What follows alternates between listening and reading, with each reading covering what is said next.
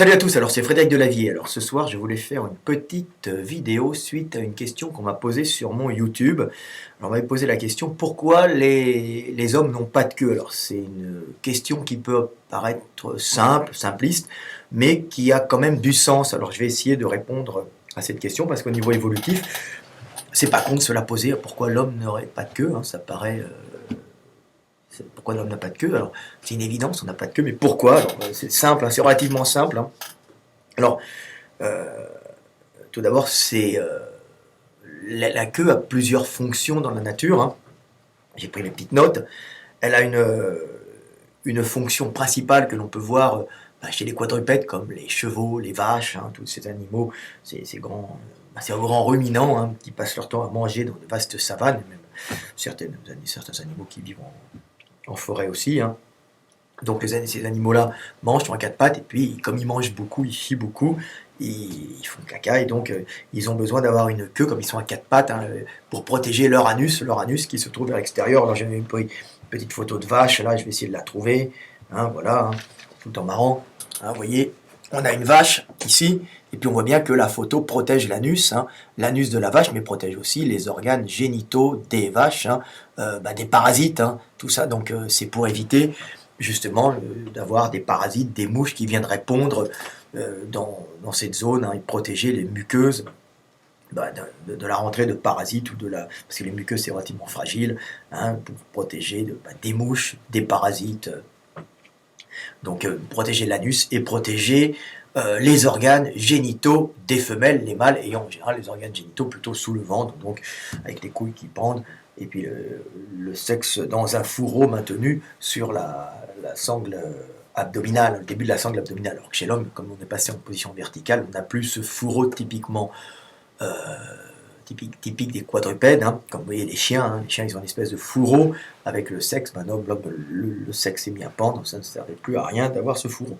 Donc, première fonction de la queue, hein, c'est d'être, quand on est quadrupède, de protéger l'anus, hein, des parasites, et les organes génitaux des femelles des parasites. Donc quand on est en position verticale, on n'a plus justement à protéger de l'anus, les organes génitaux des parasites, vu que c'est vers le bas, ça rentre plus difficilement puisqu'il y a la gravité, hein, c'est pas facile de monter, hein, on tombe, c'est difficile de s'accrocher, et en plus c'est en général caché entre la masse des fessiers qui devient un muscle à ce moment-là très très important pour la quadripédie, hein, et qui protège ce muscle protège l'anus, et l'anus qui se retrouve vers le bas, et les organes génitaux vers le bas, empêchant la rentrée, protégée par en même temps ces muscles fessiers, et les organes génitaux des femelles, protégés par des espèces de replis de peau, hein, donc les lèvres, tout ça, qui pendent, et qui en fin de compte bloquent, en pendant, l'entrée de parasites occasionnels qui pourraient générer des infections, et puis une fatigue, et puis peut-être la mort. Voilà.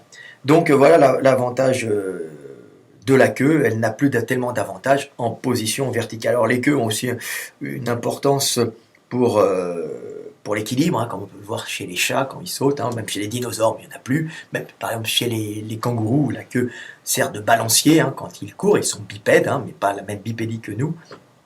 Et ils ont une queue qui leur sert de troisième membre, hein, ces kangourous, d'appui arrière, et puis ils peuvent comme ça, avec cette troisième jambe, hein, qui sert en même temps à équilibrer pendant le déplacement, hein, ils peuvent même donner des coups de pied avec grâce à cette queue qui est posée, hein, comme un trépied, ils tapent devant. Donc vous voyez, la queue peut jouer un rôle pour équilibrer, hein. Par exemple chez les chats, quand ils sautent d'une branche à l'autre, ça équilibre aussi d'une façon comment dire fine, hein. C'est pas le principal rôle d'équilibre. Un chat avec une queue en moins peut très bien se déplacer, mais c'est un petit plus, hein, au niveau équilibre, cette queue. Alors, comme dit, ça peut servir de cinquième membre aussi pour le déplacement arboricole, hein, comme chez les singes. Alors, je vais montrer quelques singes, hein, voilà, hop. Là, c'est des singes hurleurs. Alors, c'est essentiellement beaucoup de singes. Alors, les singes hurleurs d'Amérique du Sud, hein. Alors, on les voit, hein. Donc, voilà. singes hurleurs d'Amérique du Sud qui ont conservé une queue qui leur sert de membre pour s'accrocher. Alors aux branches, hein, ils restent suspendus par là, ça permet d'avoir un bon équilibre et c'est une sécurité. Alors ces queues qui servent pour le grapper, à partir d'un certain poids, c'est pas trop efficace parce que on va dire les singes arboricoles, les animaux arboricoles d'un certain poids, hein, ça c'est les singes hurleurs, hein, qui quand même atteignent un certain poids, mais au-dessus ça devient assez inutile parce qu'avec la vitesse et l'énergie cinétique, la queue deviendrait trop massive et deviendrait un handicap. Donc là, c'est à peu près la taille maximum des animaux, hein, je vous le remonte un peu, qui pourraient avoir une queue qui servirait au grimper. Hein. Après, si c'est plus lourd, on la perd, ça ne sert plus à rien parce que ça ne serait pas assez musclé pour pouvoir maintenir le poids avec la vitesse. Hein. L'énergie cinétique, c'est un point important de branche en branche et rien ne vaut les mains. Donc, à partir d'un certain poids.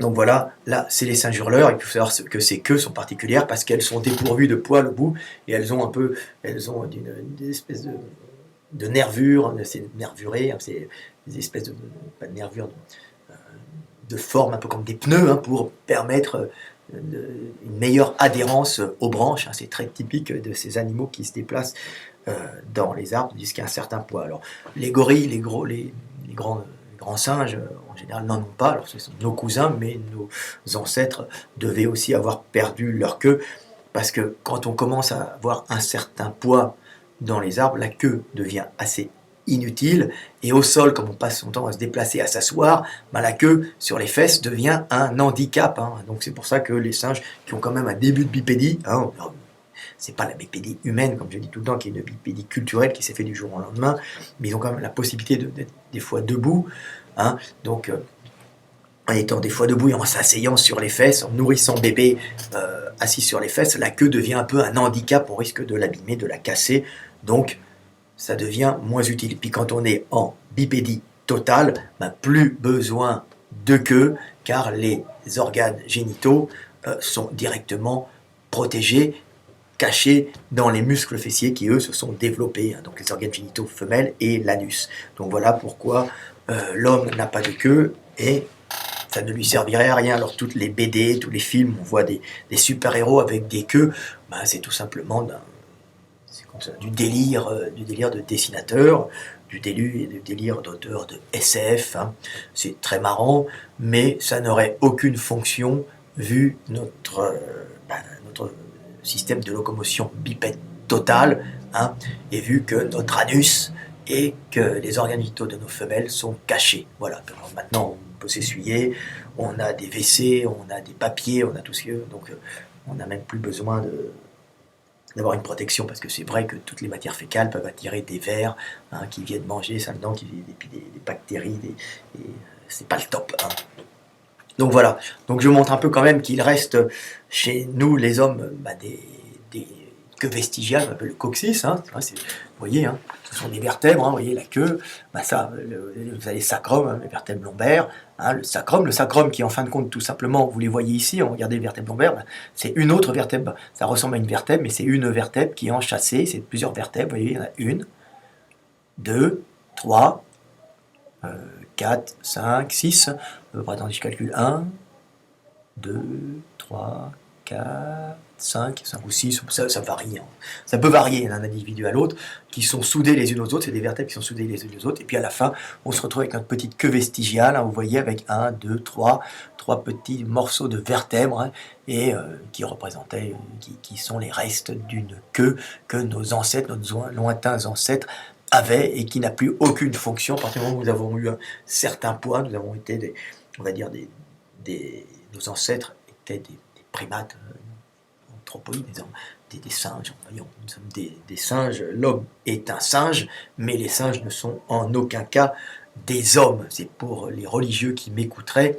Nous sommes des singes. Nous, les hommes, sommes des singes, mais nous sommes des primates, mais les singes ne sont absolument pas des hommes, vu que l'homme est doué d'un langage avec des notions de temps et d'espace et une façon de compresser des notions en mots, ce qui permet de le mettre au niveau, à l'image de Dieu, hein, comme je dis tout le temps pour les religieux, c'est-à-dire capable de dire je suis, j'étais, je serai, hein, un peu comme Moïse sur le mont Sinaï confronté à Dieu, et Dieu, quand Moïse lui pose la question, qui es-tu? Et Dieu lui répond, je suis celui qui est, donc celui qui a la conscience d'être et qui a le langage. Hein. Donc l'homme est à l'image de Dieu, est un primate, un singe à l'image de Dieu, mais c'est un homme, ce que les autres singes ne sont absolument pas, car ils n'ont pas ce langage qui le met au niveau du Dieu par la conscience d'être et la capacité de dire, je suis celui qui est.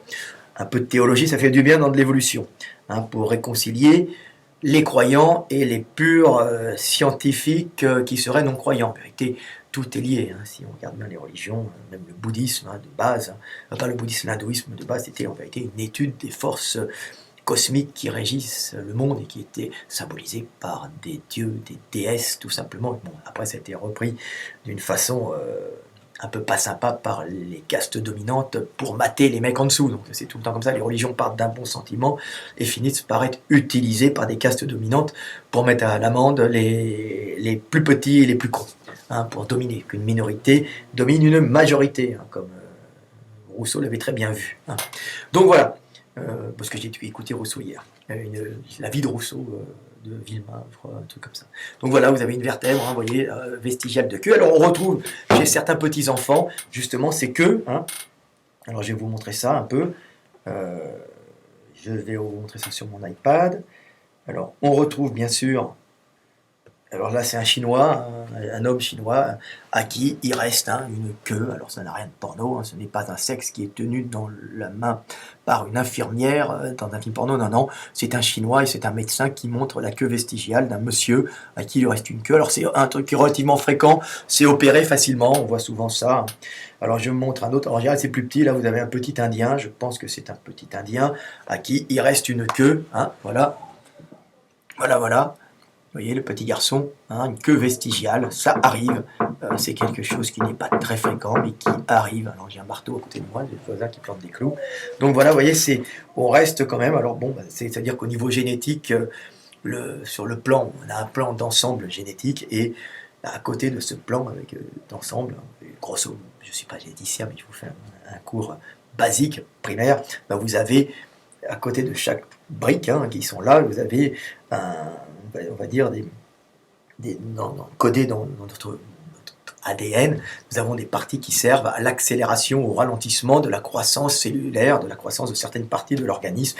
Et puis là, il se trouve que la partie qui codait le ralentissement du développement de la partie caudale, de la queue de l'homme, des dernières vertèbres, cette partie qui codait le ralentissement n'était pas bien inscrite, et donc il y a eu un développement anormal, s'il n'y avait pas le codage du ralentissement de cette partie, ou de la nécrose de cette partie. C'est-à-dire que, en fin de compte, dans un développement d'un embryon, d'un être, on a à peu près un schéma de base qui correspond à tous les vertébrés, et ce qui change d'un vertébré à l'autre, c'est la vitesse de croissance de certaines parties de l'organisme. C'est-à-dire qu'on a une structure, un plan d'ensemble qui est quasiment le même pour tous les vertébrés, grosso modo bien sûr, et entre ce plan, dans ce plan, il y a juste dans ce plan juste on va dire des coches, on va dire des codes qui accélèrent plus ou moins le développement de certaines parties. C'est grosso modo ça, bien sûr c'est plus complexe, mais c'est pour expliquer aux gens qui ne seraient pas généticiens, qui n'auraient aucune approche de la génétique, ça serait une vision assez flou. Donc j'essaye d'éclaircir, d'éclairer les ténèbres de mon petit savoir. Donc voilà. Est-ce que j'ai d'autres trucs à dire sur la queue, Donc caché pour protéger, position bipède, ça devient inintéressant. Donc ça c'est même une source de blessure. On se casserait la queue. Et puis ça ne servirait absolument à rien pour être saisi. Et n'aurait plus. C'est un rôle de protection. Et puis de grimper aussi. Donc comme on est bipède, on n'a plus besoin de cette queue. Alors je regarde, chez les grands singes, j'en ai parlé, on n'en a plus besoin chez les grands singes arboricoles parce qu'elles ne servent plus à accrocher, parce qu'elles seraient trop petites pour pouvoir maintenir un corps d'une certaine masse, d'un certain poids en mouvement. Alors, plein d'énergie cinétique, elle n'aurait pas assez de puissance, c'est que dès que le singe dépasse un certain poids. Donc c'est valable une queue pour s'accrocher aux branches à partir du moment où on ne dépasse pas un certain poids. Résistance des matériaux et résistance des muscles. Hein. Tout ça et des ligaments. Hein. Tout ça joue. L'homme évolue dans un cadre physique, dans un cadre physique très très structuré qu'on ne peut pas changer. Hein. Donc c'est comme tu dis tout le temps, hein, sur n'importe quelle planète, la vie, à un certain moment, si le milieu est propice à la vie, donnera obligatoirement, hein,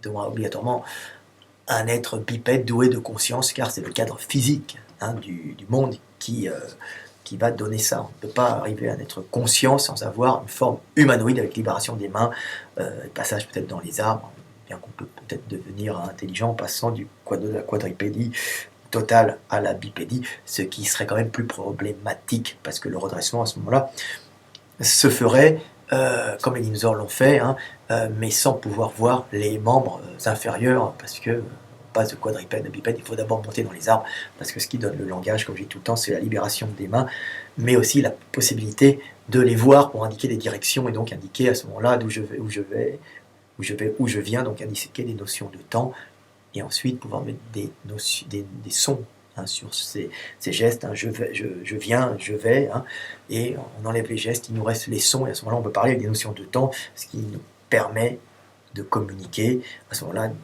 de pouvoir communiquer avec des notions de temps, et de pouvoir refaire nos connexions synaptiques par le souvenir, hein, et pouvoir communiquer ce qu'on va faire aux autres, et pouvoir communiquer ce qu'on a fait. Donc à ce moment-là, la mémoire se développe parce que c'est bien plus important, on peut exprimer des choses à venir, des choses passées, alors que les animaux marchent en réflexe conditionné. Bon, c'est pas le sujet de la vidéo.